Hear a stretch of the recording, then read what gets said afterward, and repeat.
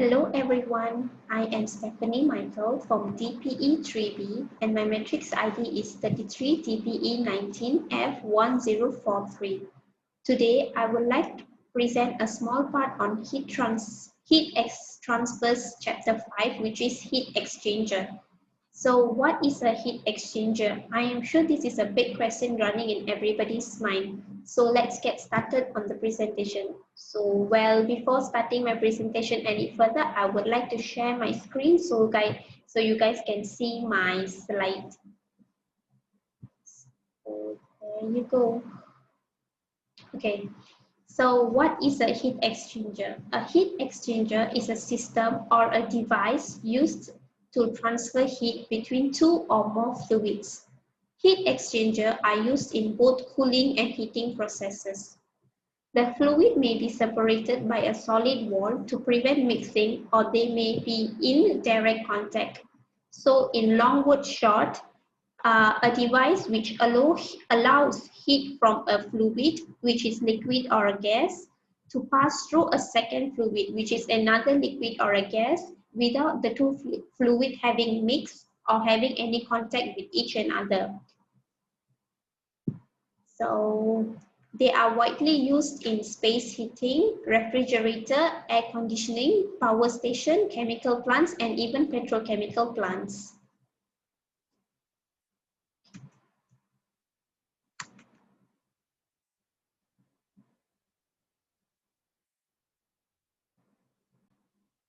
Secondly, what is a log mean temperature difference method?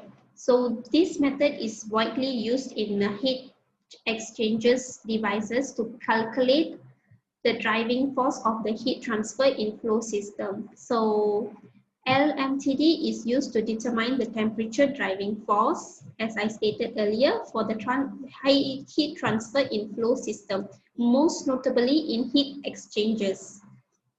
The LMTD is a logarithm average of the temperature difference between the hot and the cold stream in each end of the exchanger.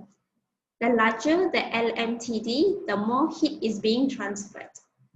The use of the LMTD arises straightforwardly from the analysis of a heat exchanger with a constant flow rate and fluid thermal properties. So how to calculate a LMTD? So this is the main concept of calculating a LMTD in a heat exchanger, which is the the difference of T1 minus with the difference of T2 and ln and then divide T1 and T2. So what is T1 and what is T2? T1, how to calculate T1 and T2. Before moving to how to calculate T1 and T2, each T1 and T2 has a different calculating method based on their flow, which is, and they have two types of flow, which is parallel and counter. What is a parallel and what is a counter flow? Parallel flow is the flow where each and every flow are going through the same direction. Meanwhile, counter flow is not in the same direction, where the hot and the cold will never be in the same direction, as in like one will be directing to the left and the other one might be directing to the right. So counter flow is definitely not a flow which makes the flow goes in the same direction. So that is how you identify a parallel flow and a counter flow. So moving backwards to the calculation part. So for the parallel flow, T1 is calculated by the total of T hot inside, which is in moving towards the heat exchanger, minus with the T cold, the amount of cold inside moving inside the heat exchanger. And for T2 is the hot stream going out and the cold stream going out from the heat exchangers. And, and for the counter flow, T1 is calculated by the T hot inside, the T hot which flows inside, and the T cold which flows outside from the heat exchanger. And for T2 is the T hot out, which is flowing away from the heat exchanger, minus with the T cold moving into the heat exchanger. So this is how we identify T1 and T2 in order to calculate LMTD. Okay, so I hope that is clear, because identifying the parallel and the counter might be difficult, but once you really identify whether it's when the parallel is going in the same direction, all the cold, hot, and the moving in the same direction, and meanwhile in counterflow when the cold and hot are not moving in the same direction. That is quite tricky, but I hope it is acceptable. So there are many types of heat exchanger are being used in industries nowadays. And there are many types such as shell and tube exchangers, plate and frame exchangers, spiral heat exchangers. So based on the task which is given to us for our EOCA, which is we have to specifically choose a heat exchanger and explain about the working principle and everything regarding that specific heat exchanger. So the heat exchanger that I chose specifically to explain it to you guys today is spiral heat exchanger. So what is a spiral heat exchanger? Okay. Oops. So a spiral heat exchanger's working principle, they are circular units containing two concrete spiral flow channels, one for each fluid, as in two concrete flow channels, but one for each fluid.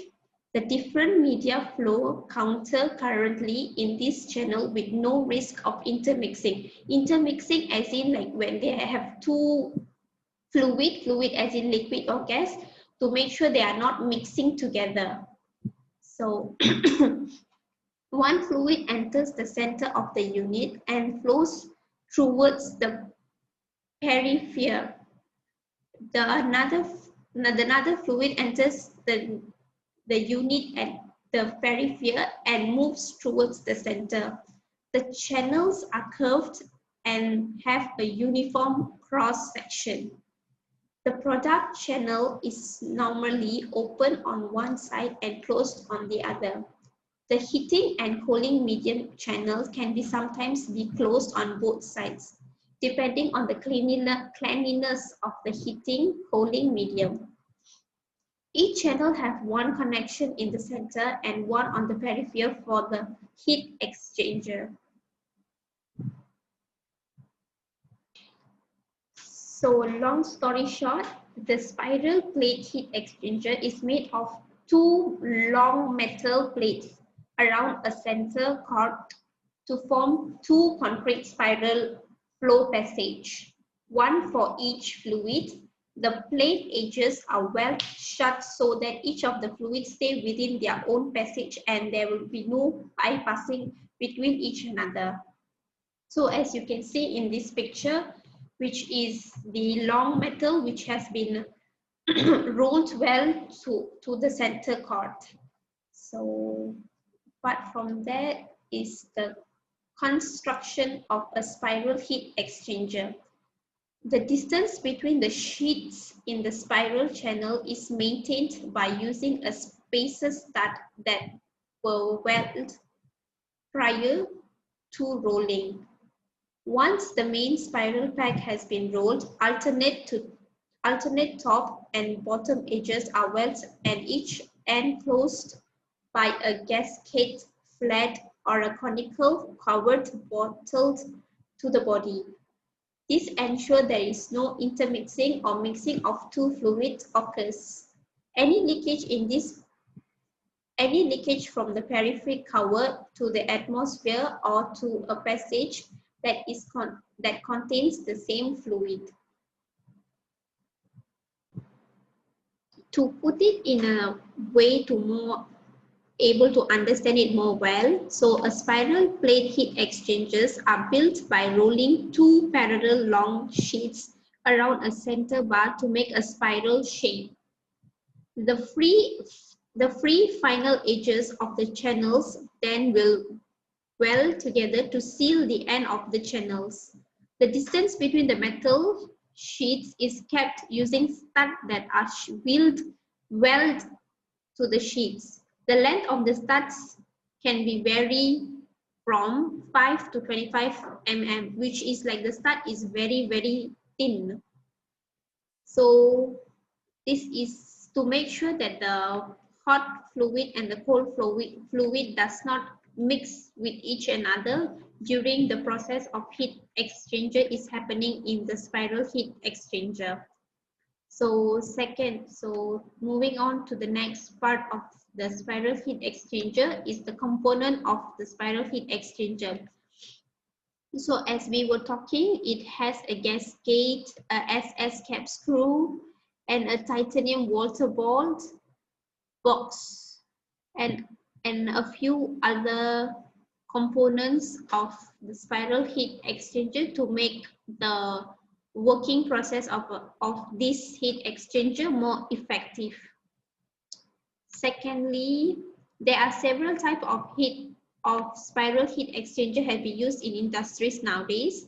So the most frequent ones are spiral flow both sides, one-sided cross flow, and combined cross flow.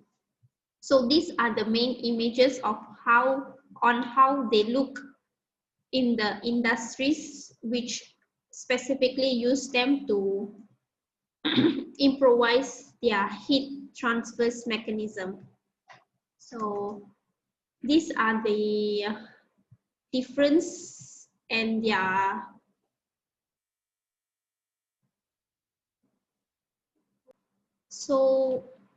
as you can see, these are the differences between the spiral flow both side, one-sided cross flow, and combined cross flow.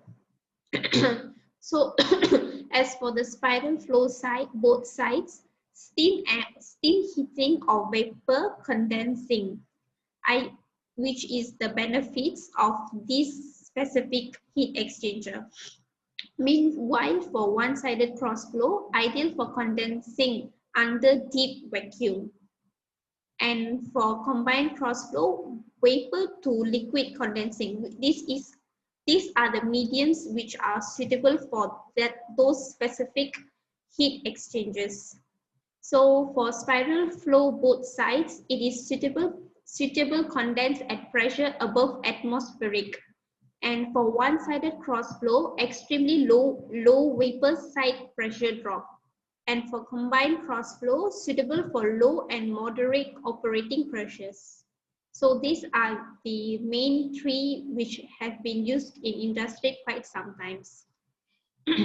So moving on to the next part, which is the advantages of a spiral heat exchanger and the disadvantages of a spiral heat exchanger. So firstly, we would like to see the advantages of a spiral heat exchanger. So firstly, high thermal efficiency. So in the high thermal efficiency, single and long curving flow passage with a uniform rectangular cross section ensures superior flow distribution, intense turbulence, and high heat transfer coefficients. And secondly, for self-cleaning passage, high shear rates that scrubs away deposits as they form. These self-cleaning effects reduce falling and makes spiral heat exchangers ideal for handling tough liquids.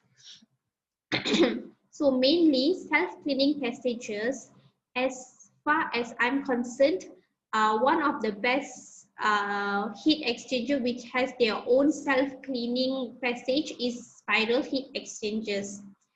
And nextly, counter-current and co-current.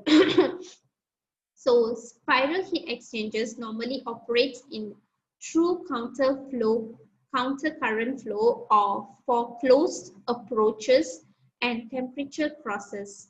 Occasionally, a co-current flow design has major benefits, especially in cooling or heating fluid. Co-current flow and counter current flow are parallel and counter. So counter current and co-current means the same as parallel and so the meaning of counter current and co-current is counter current is counter flow and co-current is parallel flow. So that is there is another way of saying parallel flow as co-current in the industries. So moving on to the disadvantages of a spiral heat exchanger. So firstly, require high welding qualities and difficult maintenance because a spiral heat exchanger is normally a big one. So they are very costly for the industries to require high maintenance frequently. And they are heavy weights. Why they are heavy weight? Because they are bigger in size. So it is difficult to transport the heat exchanger from one place to another place, which is the main reason why it is also requires a high maintenance. And the last one is special care that should be taken when transporting and installing the spiral plate heat exchanger. This is because to avoid any extreme damages to the heat exchanger as they really cost a lot. So these are all the main information on a spiral heat exchangers, and I hope this is a very useful video for you guys. And this is the specific reference of all the information that I've gathered today for this presentation specifically. So thank you and thank you for watching.